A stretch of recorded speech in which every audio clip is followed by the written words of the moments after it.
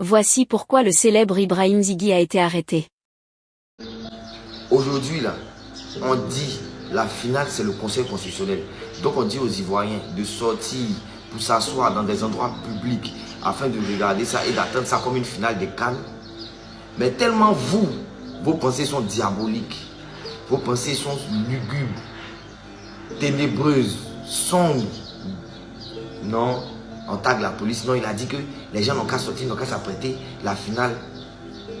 Vous avez menti sur cette opposition d'être des criminels. Mais où sont ces criminels? Le cyberactiviste Ibrahim Zighi, porté disparu depuis le 1er septembre, a finalement été localisé. Ce samedi, son avocat, maître Sylvain Tapie, a annoncé l'avoir retrouvé au pôle pénitentiaire d'Abidjan. On l'écoute. Je suis effectivement maître Tapie, avocat. Vous vous rappelez certainement, hier vendredi 5 septembre 2025, à la demande de la famille, nous avions déposé une plainte au bureau du procureur pour enlèvement, séquestration et détention illégale. Suite à cette plainte, à l'après-midi, des rumeurs couraient et faisaient état de ce que Zighi Ibrahim serait détenu à la Maka. Cette rumeur a persisté toute la nuit jusqu'au lendemain, donc aujourd'hui matin, jusqu'à ce que je me décide pour aller vérifier moi-même pour si ces rumeurs étaient fondées ou pas. Cet après-midi, je me suis rendu à la Maka et à ma grande surprise, Zighi y était. Je l'ai vu. J'ai parlé avec lui. Il m'a confié dans quelles circonstances ça s'est passé.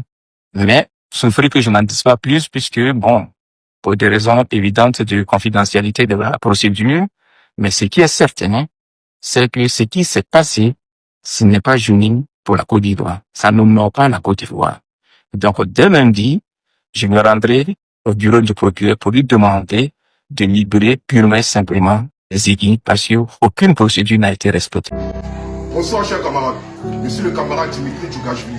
Je suis en présence des camarades Patriotes 2.0. Nous sommes tous largement au domicile des parents du camarade Ibrahim Zighi. Et il faut dire que depuis hier, nous n'avons plus les nouvelles de nos camarades Ibrahim Zighi. Et aujourd'hui, toute la journée, nous avons mené des démarches. Parce que depuis hier, nous étions hors de nous. Parce que nous avons constaté comme ça que le camarade Ibrahim Zighi avait carrément disparu. C'est-à-dire que son domicile a été attaqué et il a été enlevé par des personnes non identifiées. Et aujourd'hui, sa maman s'est rendue dans tous les commissariats d'Abidjan, à la préfecture de police, à la PLCC, à la DST, un peu partout, et elle n'a reçu aucune trace du camarade Ibrahim Zighi. Nous avons mené des démarches auprès d'Amnesty International, auprès de d'autres organisations des droits de l'homme, pour avoir les responsabilités. Mais il faut dire que hier, lorsque nous avons reçu l'information, c'est à travers deux personnages. Il s'agit de M. Yacouba Doumbia ainsi que de M. Camille Makosso. Et ces deux personnes-là sont censées savoir où se trouve le camarade Ibrahim Zighi. Et nous prenons l'opinion nationale et l'opinion internationale quant à la disparition du camarade Ibrahim Zighi. Parce que nous sommes dans un état de droit. Et la démocratie voudrait que lorsqu'on enlève un individu, la police fasse un communiqué.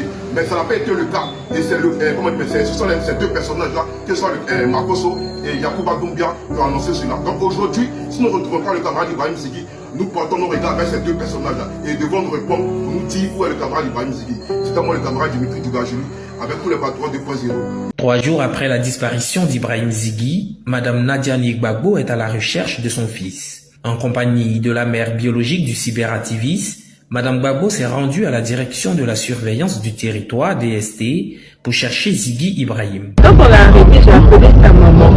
J'ai dit à la maman que c'est pas que la maman biologique de Zighi et que je ne veux pas avoir à intervenir. Quelles sont les démarches que tu as pu entreprendre? Elle m'a dit je vais faire ça, je vais faire ceci, je vais faire cela. J'ai dit bon ok vas-y, on ne suit pas derrière. Ça c'était avant-hier maman. Voilà. Et je lui ai dit que mon problème c'est que si je sors ma tête, là c'est des rapports politiques. Alors expliquez là. Les rapports que j'ai écrits, ce n'est pas des rapports politiques. Moi je n'ai pas de rapport politique à Zighi. Zighi c'est ce que je lui dis en privé directement. Et Zighi n'est pas un homme politique, c'est un enfant. Et c'est pas un enfant qui aime les petits shows, les ceci, cela, les histoires de Imra, de l'enlèvement de séparable de Imra, et puis, comment on appelle ça encore, Didi B. Moi, je l'aurais laissé même dedans. C'est-à-dire qu'il n'y a pas de prison dedans. Mais là, normalement, Zighi n'est pas un homme politique. Je ne suis pas sortie quand ils l'ont arrêté. Depuis 2 jours, j'ai réfléchi, je dis quelle attitude j'aurais eu si c'était Raïs, qui est le seul enfant que moi j'ai porté. Hein. Mais je dis toujours que j'ai porté un seul enfant. Parce que j'aime tellement les enfants que pour que Dieu me donne le temps de les autres enfants, il m'a laissé porter un seul. Mais que si ça avait été Raïs, j'allais faire quoi? Je me serais levée rapidement pour aller chercher mon enfant. Mais quand on regarde sa maman, je dis pas ça. Un jour.